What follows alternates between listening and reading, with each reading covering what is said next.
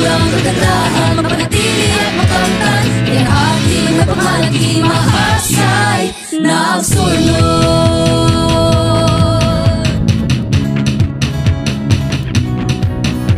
Child-friendly, motivating, supportive and safety environment.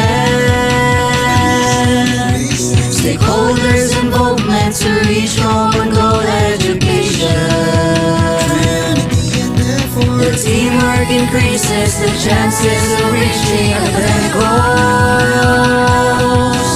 Malagang ating isa, puso ang ating karapatan.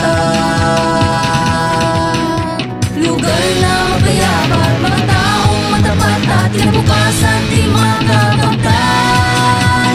Maipamalas ang abilidad, halina't abutin ang pangarap. Gawing makabuluhan at magtulungan,